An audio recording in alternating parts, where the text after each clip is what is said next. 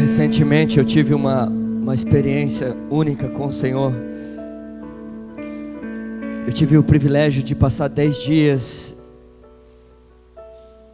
em um lugar que eu achei que de alguma forma eu iria ajudar a transformar, mas eu vi que quem foi transformado naquele lugar fui eu. Eu tive 10 dias no sertão do Nordeste, e quando eu recebi o convite, eu fiquei muito feliz. Eu me preparei demais para ir.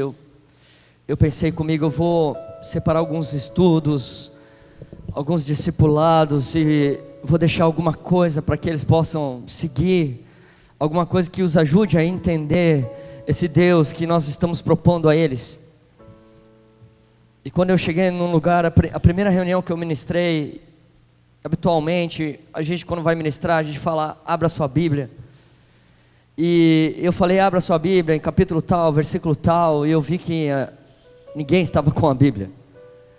E eu continuei, aí eu chamei um obreiro ali e falei, por que o pessoal não anda com Bíblia? Na minha cabeça, eu estava pensando que talvez eles não teriam condições de ter uma Bíblia, então a gente conseguiria comprar as Bíblias e levar até lá e tal. E a resposta daquele obreiro foi, pastor, a maioria aqui não sabe ler. E eu vi que tudo aquilo que eu tinha preparado não cabia ali. E o Espírito me mostrou claramente que o que era necessário naquele tempo que nós passaríamos ali, é que eles simplesmente vissem Cristo em nós. Irmãos, e foi demais o que eu vivi ali. E nós ficamos todos os dias de manhã, nós temos um período devocional lá na nossa base missionária. E a gente teve que colocar algumas regras na base, porque lá a questão comportamental das pessoas é muito diferente daqui. A questão de educação, base familiar, praticamente no povoado que nós estamos. Opa, quase que eu caio aqui. Praticamente no povoado que nós estamos, não existe isso. Está perigoso esse altar aqui hoje. Não existe. E a gente colocou algumas regras ali, para a gente poder começar a disciplinar aquele povo. Então o nosso discipulado era um discipulado fechado. E nós ficávamos todo dia ali fazendo nosso devocional, acordando 8 horas da manhã e ficando ali. E ali é tipo África. Às vezes nós olhávamos para o muro e nós víamos algumas cabecinhas no muro, pessoas querendo acompanhar aquilo que estava acontecendo dentro da casa. E eu reparei que nesse período que a gente estava lá, um jovem, todos os dias, ele estava ali em cima de um tijolinho para poder ver o discipulado que nós estávamos fazendo.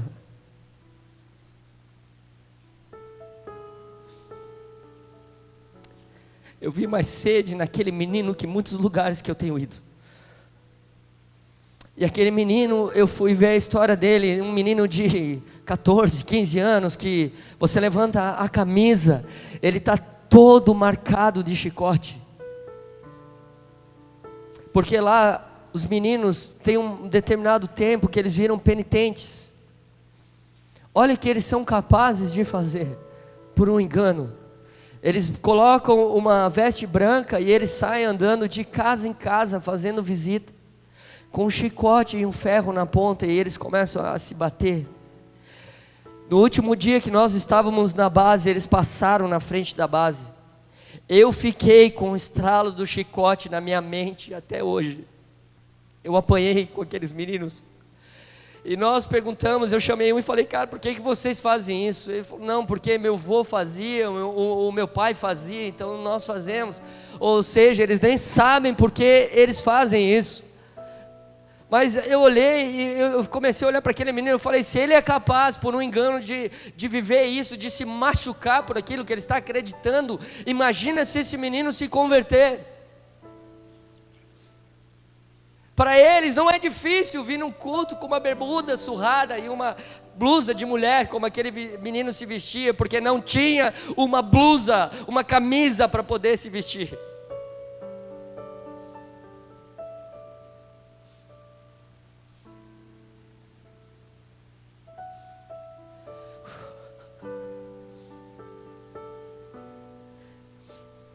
Em todo lugar, existe um lugar que fisicamente vai se manifestar a miséria da igreja.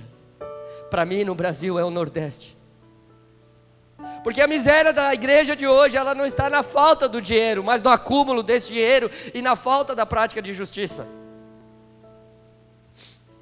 Irmãos, esse menino acompanhando o devocional ali, um dia nós fizemos um culto, eu ministrei nesse culto, e um culto difícil, eu fiz um culto de homens lá, e imagina, os homens lá na base da peixeira, não casam porque pode encontrar outra mulher, nesse tipo, não pegam o filho no colo, é desse jeito, e aquele culto, aquela coisa difícil e tal, e aquele menino veio, no culto também, com a mesma bermuda, com a mesma roupinha.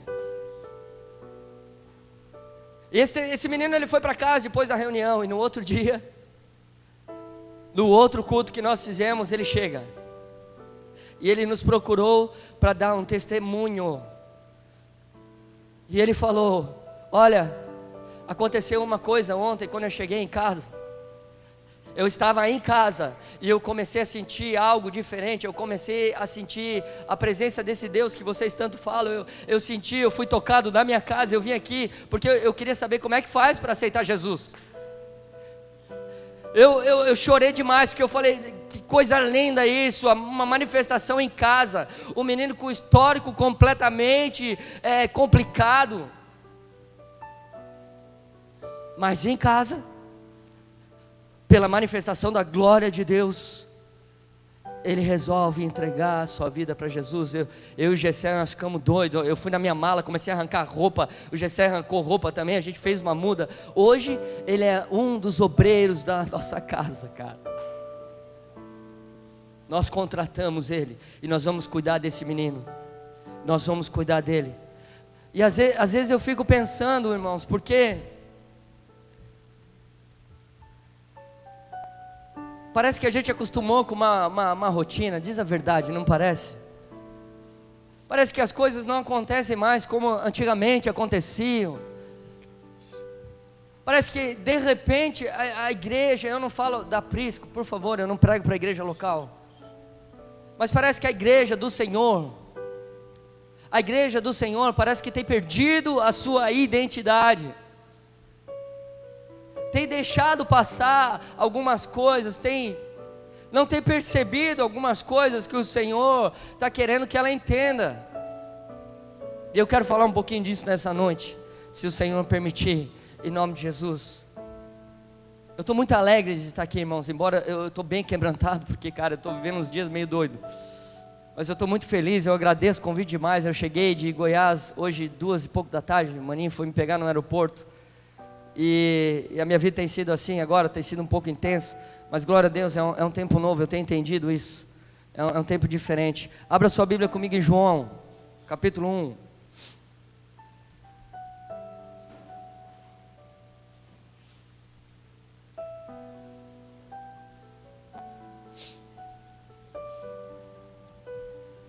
Cara, esses púlpitos comigo nunca funcionam, cara, eu já derrubei a água, já sujei ali.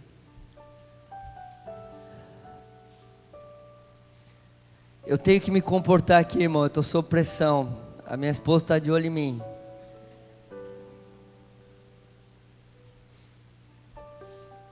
Os nossos melhores amigos estão nessa casa, então tu imagina, né?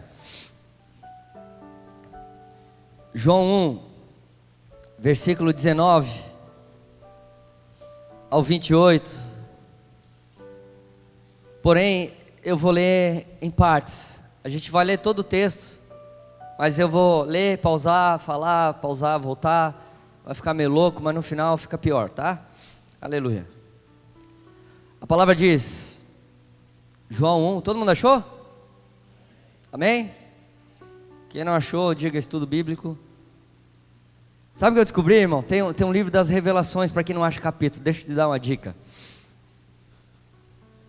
Tem um livro das revelações dos capítulos, índice. Você vai lá, você vai achar todos os capítulos da Bíblia, sem o menor problema, vai ser revelado para você ali. 1 João 1, versículo 19, a palavra diz: e este é o testemunho de João, quando os judeus mandaram de Jerusalém sacerdotes e levitas para que lhe perguntassem: quem és tu? E confessou e não negou, confessou: eu não sou o Cristo. E perguntaram-lhe: então o que? És tu Elias? Disse: não sou. És tu profeta? E respondeu: não. Vamos fazer a primeira pausa aí. O primeiro ponto que eu percebo é que aqui nessa história, quem foi atrás de João Batista perguntando quem ele era foram os fariseus, homens religiosos. E a primeira resposta de João ficou muito claro para mim, que ele disse aquilo que ele não era. No primeiro momento em que ele foi questionado, ele já disse: não, eu não sou o Cristo. João Batista sabia exatamente o que aqueles homens vieram buscar ali, o que eles queriam questionar.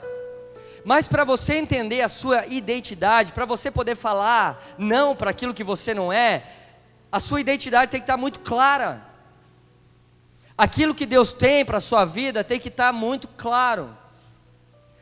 É muita perda de tempo quando alguém até vem no ministério, aceita Jesus, participa de nossos cultos, mas não entende quem é no Senhor. Porque uma pessoa, ela só vai fluir da maneira que deve, se ela entender exatamente o porquê que ela foi chamada, qual a sua identidade em Deus. Porque entendendo a sua identidade, ela entende o seu lugar no corpo. Você quer ver um exemplo? Se tem uma coisa que atrai pessoas que não sabem pregar, é ministério de louvor. E às vezes as pessoas têm uma vontade gigantesca de fazer alguma coisa. E aí elas cantam no chuveiro ninguém vai. Então ela fala: poxa, eu consigo cantar no chuveiro? Então eu vou entrar no ministério de louvor. É só um exemplo, amém? Então eu vou entrar no ministério de louvor. E aí ela acredita que ela vai fazer algo muito, muito bom. Ela vai ajudar o pastor, vai ajudar a equipe. Às vezes está vendo que está faltando algum vocal, alguma coisa. Não, eu vou ajudar. Eu poderia ir para qualquer área, mas eu quero usar o louvor agora, essa noite. Aí ela vem, procura o pastor e fala: pastor, eu senti de Deus, porque aí sempre Deus fala. É muito interessante quando alguém procura um pastor e fala: Deus falou comigo. Ou seja, você não pode falar mais nada. Se Deus falou, fica na tua, meu camarada.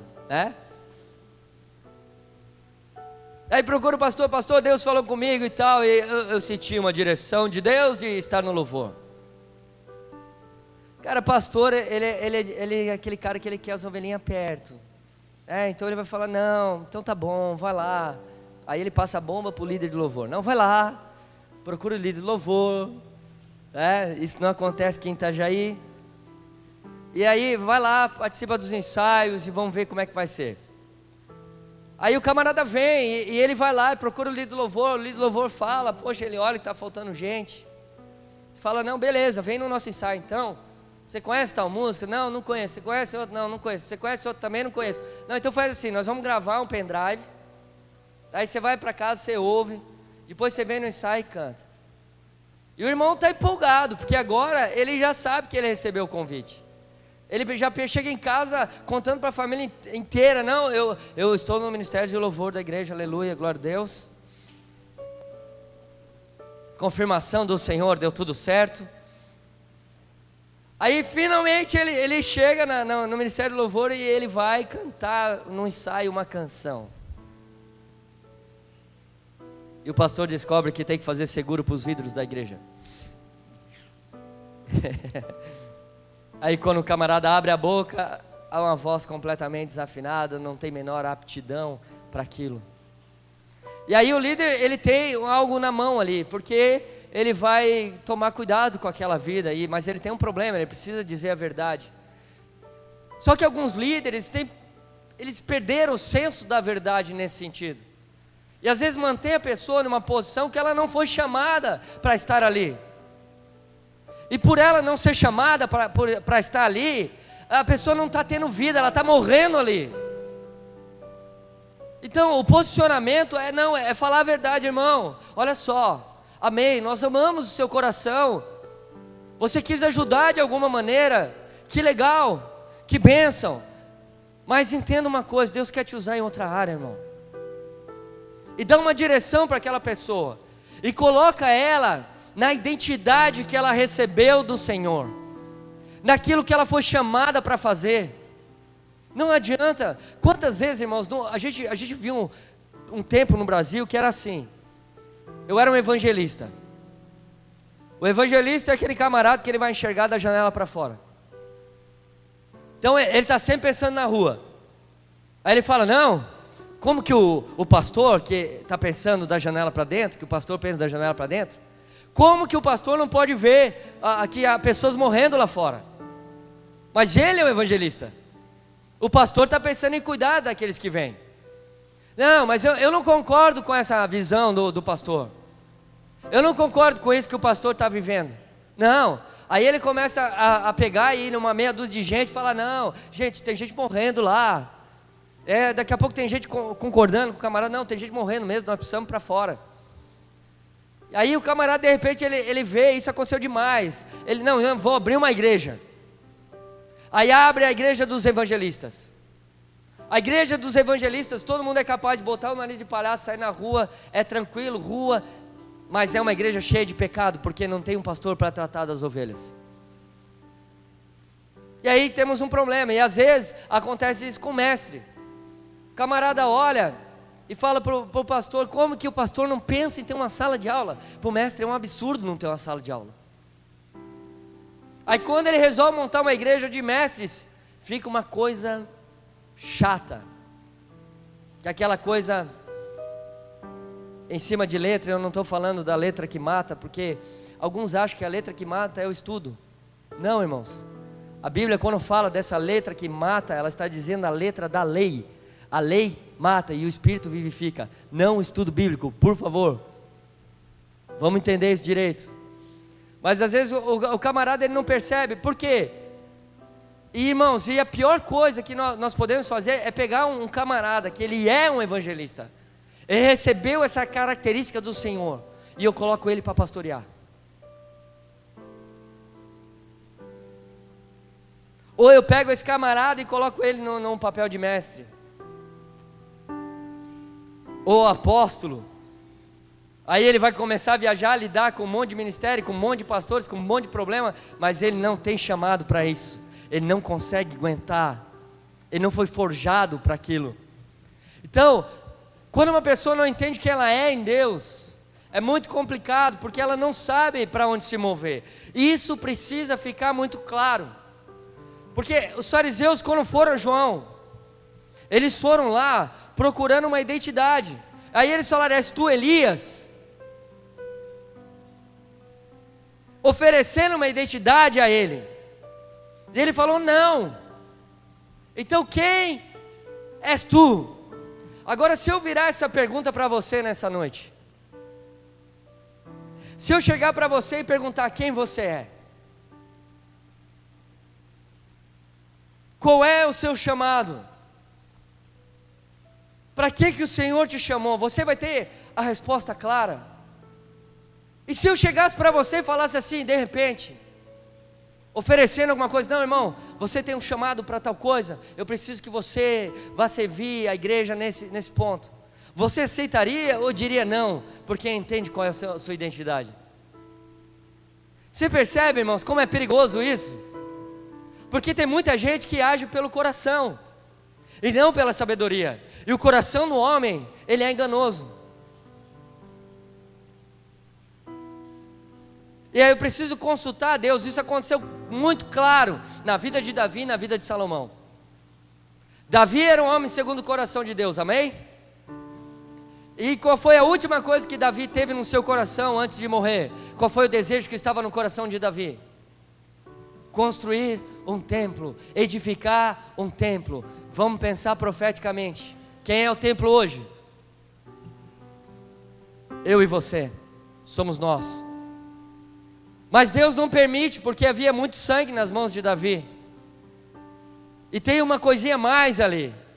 Por quê? Porque um templo, ele só pode ser edificado através de sabedoria. Então o que aconteceu? Vem Salomão, o filho. E o que o filho recebe? Sabedoria. Quem veio à terra com sabedoria para edificar o templo? Para destruir e construir em 3 dias? Jesus, o filho com sabedoria. Então, Jesus ele não veio só com um coração. A decisão dele não estava só no coração, estava no direcionamento do Pai. E eu preciso ter o discernimento, o direcionamento do Pai, para poder cuidar das pessoas, para poder direcioná-las. Porque às vezes o não é o sim de Deus. A gente está tão preparado para lidar com o não como uma forma mais, a expressão mais negativa da face da terra.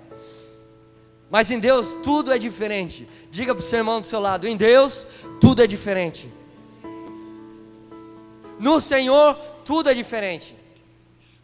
Então muitas vezes o não de Deus é o sim dele. Aleluia. E muitas vezes quando a gente vai, a gente ora, se desescabela, chora na presença dele, se acaba ali. Vai dizer que você nunca fez isso? Eu já fiz muito. E aí Deus continua dizendo não, e você fala, fica meio doido com isso. Mas é a diferença do filho maduro e do filho que não é. Meu filho tem 2 anos de idade. Eu tenho que falar 300 não, para ele entender. E se eu tivesse um filho maduro, quando eu dissesse o primeiro não, ele já ia respeitar. Então quando nós chegamos à maturidade, nós entendemos que o não de Deus pode ser sim. Você sabe que Jesus recebeu um não na oração? Vou te dar uma pira na cabeça agora, aleluia. Quando Jesus orou e falou: Pai, se puderes, aparta-te de mim esse cálice, Deus disse sim?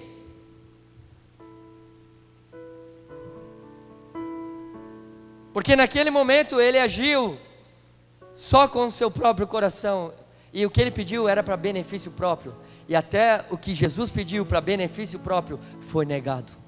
Uau! E o não de Deus naquele momento era o sim de Deus para a morte e para a ressurreição de Cristo. E ele recebeu a sua glória, ele está sentado à direita, ele mereceu esse lugar, por aquilo que ele conquistou aqui. Então o não do Pai foi sim para Jesus, blá blá blá blá, está engasgando hoje, para o propósito estabelecido, aleluia, para o propósito estabelecido, para aquilo que estava no coração dele. Cara, eu fico doido quando eu olho para a Bíblia, é sério. Pedro teve uma experiência muito maluca. Por quê? Porque André ouviu acerca do Cordeiro de Deus, o seu irmão ouviu, o irmão de Pedro ouviu acerca do Senhor. E André ele foi lá pegar Pedro para poder apresentar o Cordeiro de Deus, o enviado, o ungido do Senhor. E ele foi lá, ungido de Deus, pegou a Simão Pedro e levou até Jesus. Sabe que Jesus, qual foi a primeira reação de Jesus quando viu Pedro a primeira vez? Isso é muito legal, cara. Ele olhou para Simão Pedro e disse assim, no primeiro momento: tu serás conhecido por Cefas. Quando eu li isso eu falei: cara, o que Jesus estava dizendo para Pedro?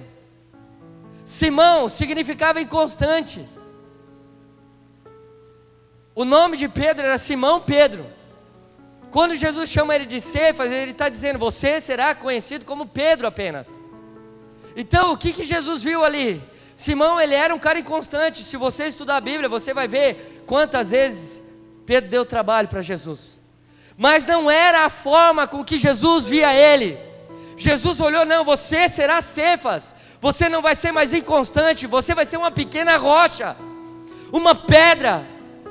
e sobre aquilo que você vai ser através da revelação, é que eu vou edificar a minha igreja, é pela revelação que eu vou edificar. O primeiro olhar de Jesus já disse quem Pedro realmente era.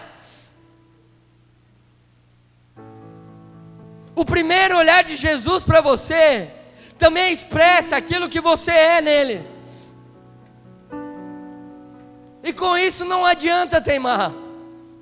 Não tem jeito. Talvez ele olhou para você e falou: não, você está buscando de um jeito, mas eu te quero de outro jeito. Você está indo para a esquerda, mas eu te quero na direita. Você está se dedicando ao ministério, mas eu te quero em outro lugar. O teu nome é Cefas. Você vai ficar firme na minha presença. Uau! Pedro, o maior sofrimento de Pedro foi a sua inconstância. A maior dor que Pedro carregava no coração era a sua inconstância. E de repente o Senhor libera uma palavra de esperança e diz: acabou esse tempo, agora você está comigo. Você pode ser o que for, até ter um encontro verdadeiro com o Senhor. Mesmo que algum irmão tenha, vem cá, mesmo que algum irmão tenha vindo até você, pega em tuas mãos, vamos lá, eu preciso te apresentar ao Senhor. Mesmo assim, talvez você não veio pela sua própria vontade, alguém te empurrou, te colocou ali, te trouxe, mas certamente quando Ele olhar para você, Ele vai revelar aquilo que você realmente é, não aquilo que o pecado fez com você. Obrigado, aplauso para o meu ator. Aleluia. Tem uma diferença aí, irmãos, tem uma diferença. Agora, entendendo a minha identidade, eu entendo o meu lugar, e entendendo o meu lugar, eu consigo fluir de uma maneira que eu jamais fluí. E às vezes, onde está a tua maior dor, está a maior expressão de cura. Aonde está o seu maior confronto, está a palavra de direcionamento.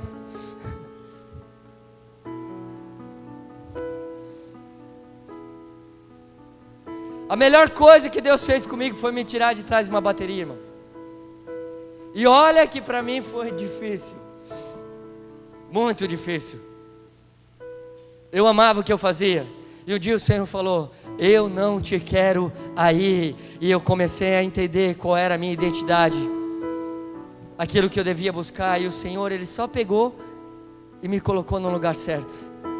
E eu amo, irmãos, é legal ter uma casa de paternidade, porque o meu paizão, o pastor Luiz, ele também percebeu isso, e ele começou a me ajustar no lugar certo. E aí, irmãos, eu comecei a sentir a vida do corpo fluindo. Você está sendo reposicionado, Deus está mexendo com a sua vida, com o seu chamado, com o seu ministério, está te parando em alguns momentos. É porque Ele quer te colocar num lugar onde o sangue de Cristo flua, onde a presença dEle flua, para que você cresça, nele, para que você veja o que o Senhor é capaz de fazer. Aleluia!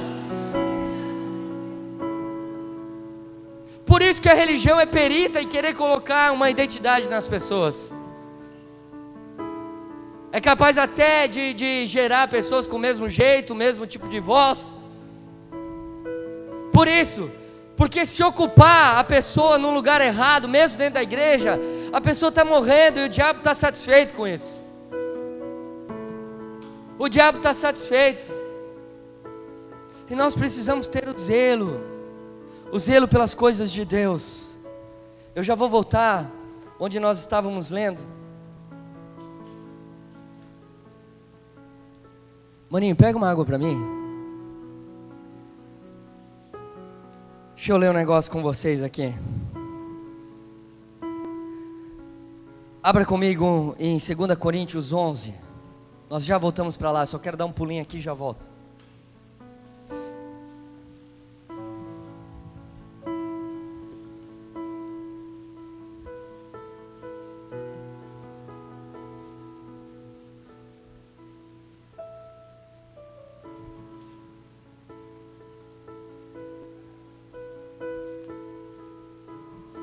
2 Coríntios 11, versículo 2. Acharam? Amém? Vejo que és profeta. Aleluia. Obrigado, irmão.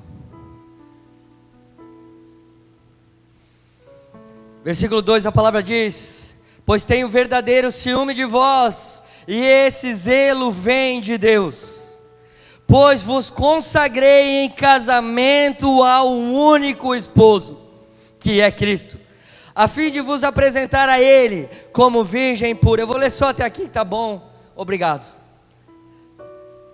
Mas aqui, irmãos, Paulo estava dizendo algo. Eu tenho ciúme dessa igreja. Esse ciúme, esse zelo vem de Deus. E uma das primeiras coisas que todo líder tem que ter, todo pregador tem que ter, é zelo. Cuidado, porque se você tiver zelo pelas coisas de Deus, nem sempre você vai dar a resposta que as pessoas esperam. E eu tenho orado por uma geração que saiba proteger a pureza. O que Paulo estava dizendo aqui, falando da questão do casamento, que eu consagrei vocês apenas um casamento, ele estava falando que a igreja só pode ter uma aliança, e essa aliança é com Jesus. E ele estava falando: eu estou guardando vocês dentro dessa aliança, eu estou protegendo vocês. Vocês precisam entender quem vocês são. E quando nós entendemos pela palavra que nós somos a noiva, porque o Senhor quer um relacionamento. Ele não quer só pessoas aqui lendo uma palavra num culto de domingo à noite. Não, Ele quer uma igreja apaixonada por Ele, querendo a sua presença.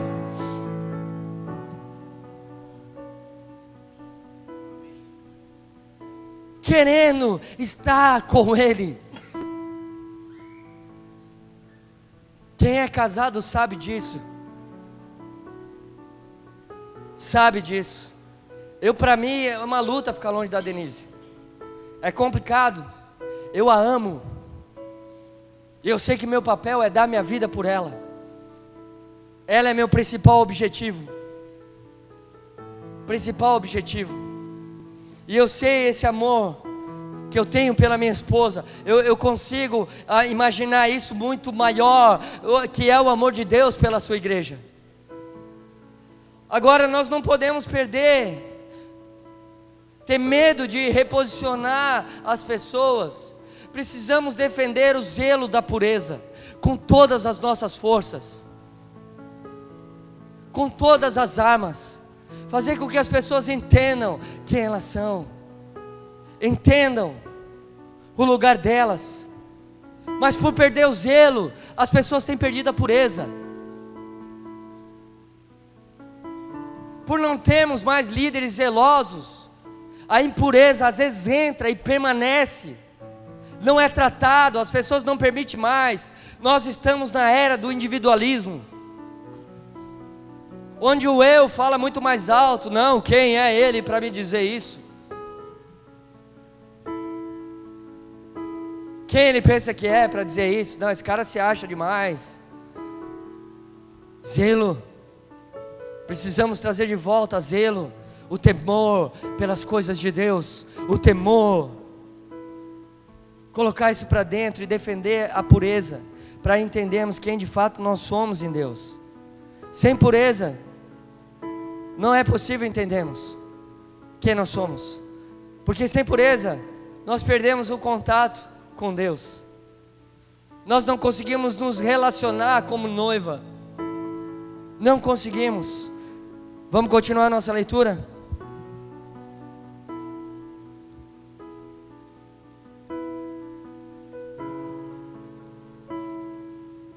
Disseram-lhe, pois, quem és?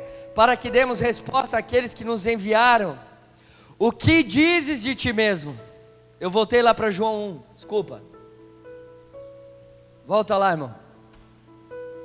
A pessoa é meio doida, né, cara? João 1. Amém? Estão comigo? Tá tranquilo? Qualquer coisa eu vou ler, então fica sossegado.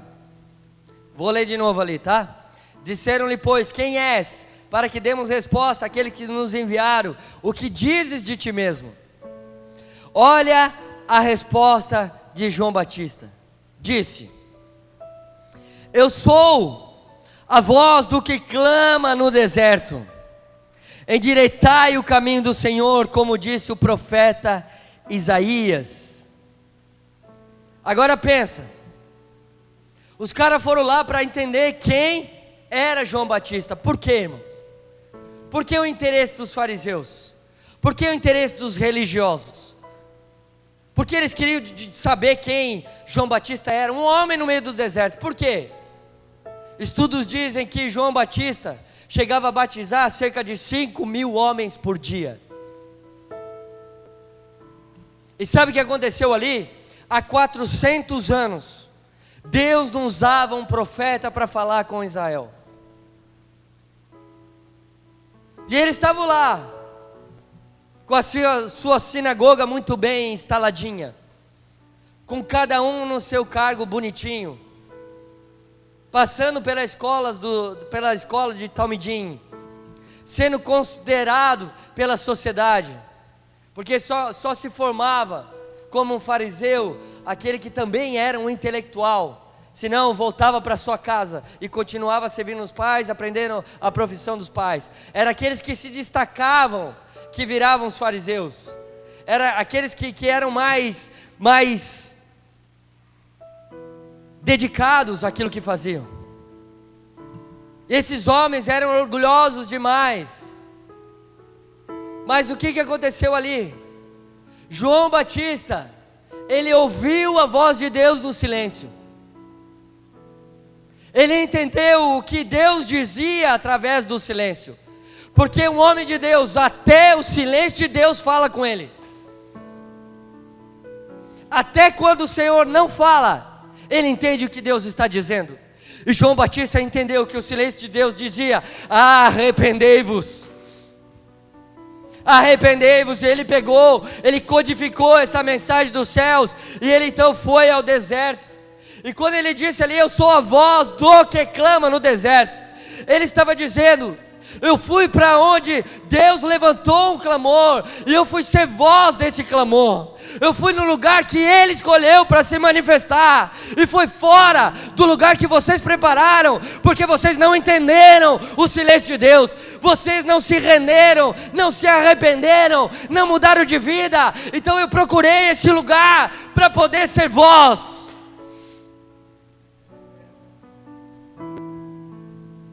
Quem entende a sua identidade, ele sabe qual é o lugar onde a voz pode fluir.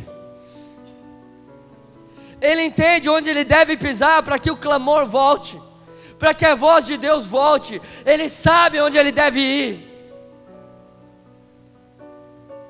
Ele sabe. O deserto foi ruim para alguns, mas para João Batista foi um lugar de experiência sobrenatural. Tudo a ver com o chamado. Porque às vezes Deus nos chama para alguns lugares muito difíceis, e para alguns eles só vão ver problema, dificuldade, vão ver questões culturais, mas para outros é uma experiência única com o Senhor. Ver a manifestação dEle, ver a voz dEle fluindo dia após dia. É tremendo aquele lugar. Ver o Senhor trazendo pessoas. Eu fico pensando como João Batista via isso tudo acontecendo. Ele não tinha site, ele não tinha CDs, ele não tinha gente divulgando o seu nome. Era Deus trazendo as pessoas, porque Ele era uma voz. Se tem uma coisa que atrai as pessoas, é quando a voz de Deus é realmente identificada.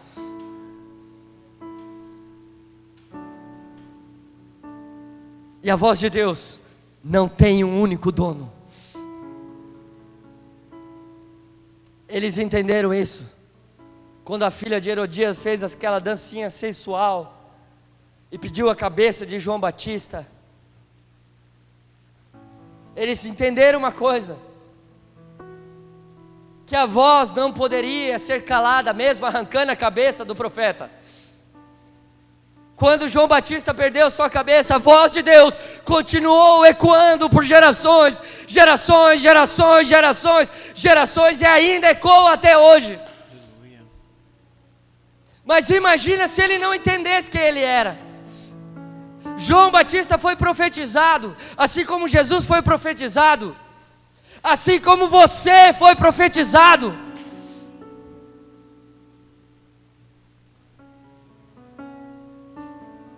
E Deus disse o que ele iria ser, quem ele seria. E ele vem e cumpre exatamente aquilo que ele foi chamado para ser. Ele desenvolve exatamente o seu ministério. Ele caminha de acordo com a vontade do Pai. Quando Jesus foi batizado, presta atenção nisso comigo. Por que Jesus foi batizado? Por que Jesus tinha que cumprir a lei? Primeiro ponto. A resposta é simples. Porque Deus deu a lei ao homem. Amém? Jesus veio como homem. Se ele não cumprisse a lei, ele seria hipócrita. Porque foi o próprio Deus que deu a lei. E ele e o Pai eram um. Então, se Deus desse a lei, Jesus não cumprisse, havia uma hipocrisia. E Jesus, como homem, ele foi até a parede da lei. E era o limite do homem. O homem não conseguia entrar na graça. E Jesus, como homem, quebrou a parede, a divisão, e levou o homem até o tempo de graça. Quando Jesus foi batizado, a palavra diz que houve uma voz nos céus que dizia: este é. O interessante é que a voz de Deus reafirmou exatamente aquilo que Jesus era. Jesus fluiu na sua identidade, naquilo que ele foi chamado. Aí a palavra diz que o Espírito Santo veio em forma de pomba. Desde Noé, quando ele liberou uma pomba, a pomba passou, biblicamente, a simbolizar paz. O que o Espírito estava dizendo? Eu também estou em paz com aquilo que Jesus vive. Ele está dentro da sua identidade. Aí eu percebo uma coisa. A palavra de Deus, quando eu estou alinhado na minha identidade, ela afirma aquilo que eu sou. Se eu estou desalinhado, ela vai me confrontar. Algumas pessoas falam: não, mas que difícil, Deus, eu só levo paulada, cada um que eu procuro eu levo paulada, eu vou num culto, parece que está pesada a palavra, está difícil. Por quê? Porque Deus está dizendo: eu quero te realinhar. Quando você for para a sua identidade, para aquilo que você foi chamado, você vai ver outra coisa, você vai ver Deus afirmando e falando: eu estou em paz com você, você tem agradado o meu coração, esse é o seu lugar. E quando uma pessoa está na identidade que ela foi chamada, ela não precisa mais que os outros fiquem afirmando a cada 5 minutos, que o pastor fique reconhecendo sempre: não, você fez um bom trabalho. Não, porque ela está feliz, sentindo paz de Deus, sentindo a glória de Deus. A palavra todos os dias confirma tudo aquilo que ela precisa viver. Isso é tremendo, irmão. Eu acabei de vir de dias que eu pensei que eu ia passar um cortado. E eu cheguei num lugar e estava aquele conflito, a liderança em conflito, o lugar pesado. E durante o dia, todo o dia que eu cheguei, parecia que eu era a única pessoa em paz. Porque eu sabia que eu estava ali, eu sabia o porquê eu estava ali, por quem eu estava ali, e por que eu fui chamado. E é interessante isso. Porque o cara que está alinhado, irmão, pode ter um incêndio que for, ele está tranquilo, ele sabe até porquê do incêndio, ele consegue entender o porquê que o Senhor fez aquilo. E João Batista estava lá, e olha a resposta dele.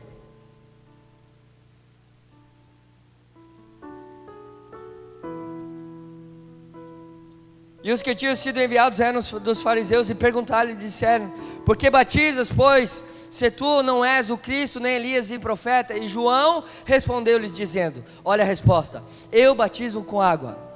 Espera aí, cara, a pergunta não é o que dizes de ti mesmo? Aí João Batista respondeu: eu batizo com água, mas no meio de vós está um a quem vós não conheceis. Esse é aquele que vem após mim, que é antes de mim, do qual eu não sou digno de desatar a correia da alparca. Olhem para mim. A pergunta dos fariseus na real, o que estava no coração dos fariseus era: qual é a patente que você tem para fazer o que você faz? Quem é que te ungiu para fazer isso? Quem é que te chamou para fazer isso? Porque você não veio do nosso meio. Essa era a preocupação dos fariseus. Quem é você? João Batista, ele não veio falando: não, eu sou parente de Jesus, você não me conhece. Como assim você não me conhece? Não, ele foi logo falando, em vez de ele responder quem ele era, ele disse: eu batizo com água, mas no meio de vós. Sabe o que ele estava dizendo para os fariseus? Eu daqui do deserto consigo ver Jesus no meio de vocês, e vocês ali não reconheceram quem Ele é. Vocês estão preocupados com quem eu sou? Deveriam estar preocupados com quem já está no meio de vocês. Quando Jesus entra no ambiente, toda a importância humana, tudo que diferencia os homens, tem que cair por terra. Somos um. Não há mais classe social, não há mais destaque. Quando Jesus entra no ambiente, Ele nivela isso. Ele resolve as diferenças. E João Batista estava dizendo: eu estou aqui no deserto, mas eu consigo ter uma visão maior do que vocês. Vocês são reconhecidos, vocês muitas vezes são até respeitados, mas não conseguiram enxergar Jesus, ainda não sabem quem Ele é, ainda não têm a noção exata de quem é Jesus. Eu fico pensando na cabeça desse camarada, ouvindo uma coisa dessa. Por quê? Porque quando eles liam a palavra fala acerca de Jesus. Quando eles se reuniam nas sinagogas e pegavam os pergaminhos e liam aquilo, e debatiam sobre aquilo, eu sei que houve um conflito muito grande, porque alguns aproveitaram e começaram a fazer suas próprias leis, se aproveitando do que estava escrito no pergaminho e a autoridade, mas essa é uma outra história. Mas os pergaminhos falavam de Jesus, a Bíblia inteira fala acerca de Jesus, desde o Velho Testamento ao Novo Testamento, tudo aponta para Ele. E eles o tempo todo estudando aqueles pergaminhos, mas não conseguiram ver quando Jesus entrou naquele ambiente, quando Jesus entrou no seu cotidiano. Jesus estava ali no meio deles, mas eles não reconheceram. Estavam ocupados demais, procurando outras coisas, que não perceberam quem entrou ali. Você precisa entender umas coisas, assim como eu preciso entender algumas coisas. Existem 3 formas de pensar: a pessoa que você acha que é, a pessoa que você acredita que é, e a pessoa que você realmente é. A que você acha, a que você acredita e a que você é. Quando eu acho que sou alguma coisa, eu corro um certo risco, porque às vezes eu fico tanto naquilo que eu acho, que eu jamais descubro quem eu realmente sou. Quando eu acredito que eu sou algo, se torna um pouco pior, porque talvez eu nunca me abra para aquilo que eu realmente sou. Então eu vou me ocupar acreditando que eu sou alguma coisa que eu não deveria ser, e aquilo que eu realmente sou. E aquilo que eu realmente sou, eu só vou entender estando em Deus. Você sabe o que é o significado de identidade?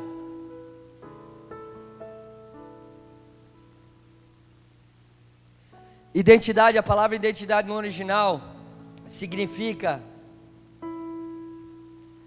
o que faz que algo seja da mesma natureza que a outra. Quando alguém tem identidade, ela tem a mesma natureza da outra. O homem foi feito imagem e semelhança de Deus. Quando Deus fez o homem, Ele fez o homem de acordo com a sua identidade. O homem só entende quem é se ele for por Cristo até Deus. Ninguém vai ao Pai a não ser por mim. Ele só vai entender a sua real identidade se ele conseguir enxergar a Cristo, se ele passar por aquele que é o caminho, verdade e vida, e chegar até Deus. Aí ele entenderá quem realmente ele é. Tem muita gente que entra em crise porque não consegue entender quem ela é. E aqui está a forma de nós entendermos quem realmente somos no Senhor. Amém? Abra comigo em Mateus 11.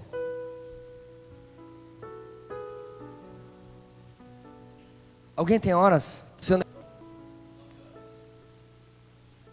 Não vai dar tempo.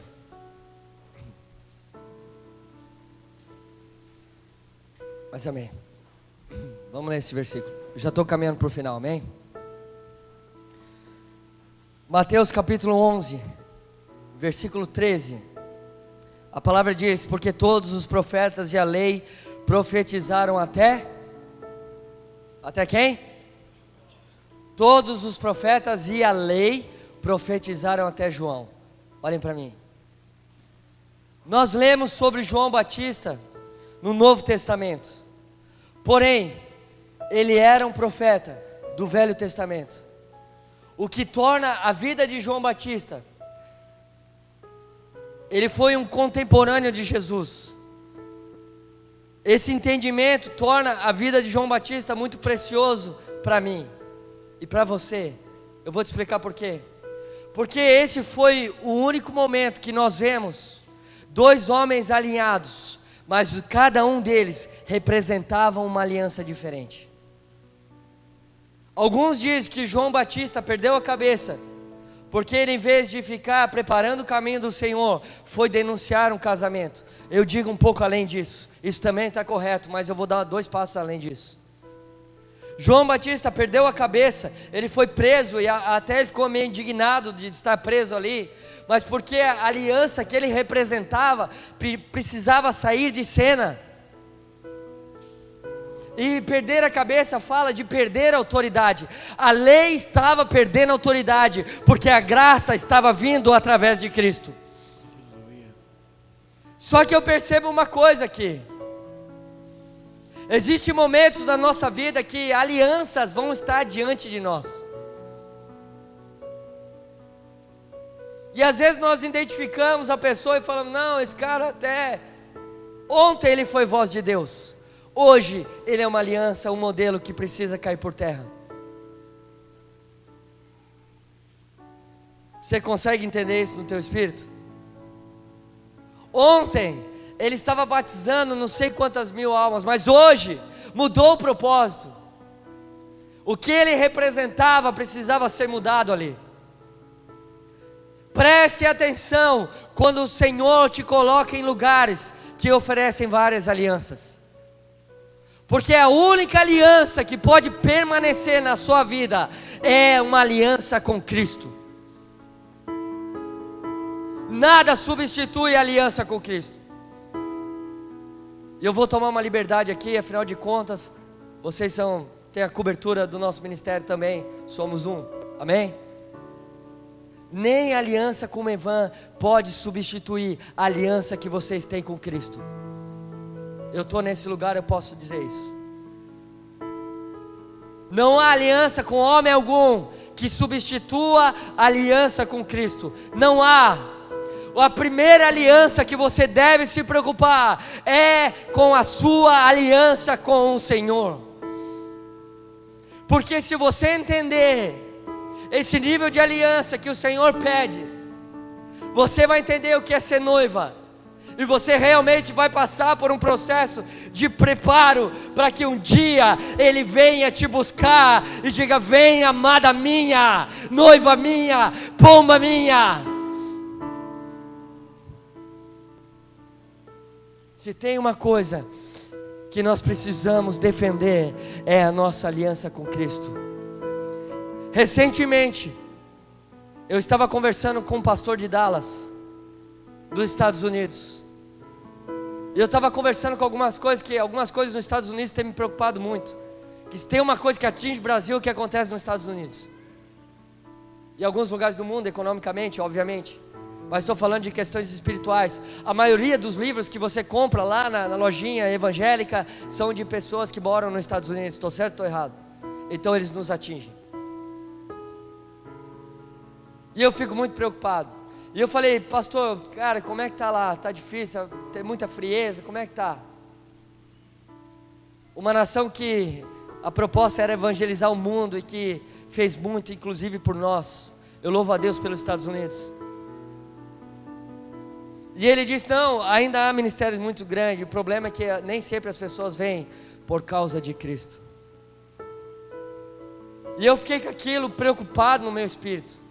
E um dia eu estou sentado com um rapaz aqui do Brasil mesmo, que congrega numa igreja. Claro que congrega numa igreja. Vai congregar onde, né? E aí eu perguntei: cara, você está indo em tal igreja? Se estou, pastor. Você está indo por quê? Já foi uma pergunta colocada que eu queria ouvir aquele menino. Ele disse: não, eu estou indo lá por causa do jiu-jitsu. Pronto, já me acendeu a luz vermelha. Não sou contra esportes, mas nada pode substituir a aliança com o Senhor. As pessoas precisam pensar em primeiro momento com a sua aliança com o Senhor, em Cristo nas nossas igrejas, não em outras coisas. Se nós viemos apenas por reuniões, esporte, ou para fazermos um churrasco, não, esse não é o propósito. O propósito é a aliança com Cristo. Fique de pé comigo.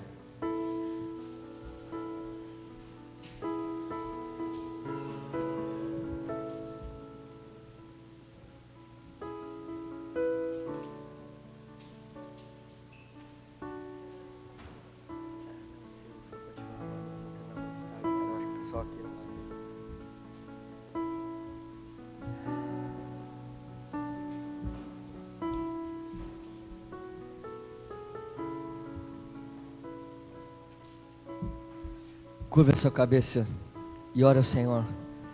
Talvez o Senhor mostrou algumas coisas nessa noite para você com relação à sua identidade, ao seu chamado, à proposta de Deus para a sua vida. Esse é um tempo de você repensar na sua aliança, porque certamente você tem um lugar no corpo conquistado por Cristo. Talvez hoje você não consiga ver isso claramente, mas Ele já vê. Ele já enxerga você, aonde você vai fluir, aonde você vai ser exatamente aquilo que Ele gostaria que você fosse. E você vai perceber que à medida que você se aproxima dEle, você vai passando a ser como Ele é, e você vai fluindo muito mais do que até mesmo imaginava. Ore ao Senhor nessa noite. Eu não vou chamar você aqui à frente, eu vou deixar você aí no seu lugar, porque eu sei que Ele vai te encontrar aí, se você abrir o seu coração e se render a essa aliança proposta nessa noite. Atraia Ele até você.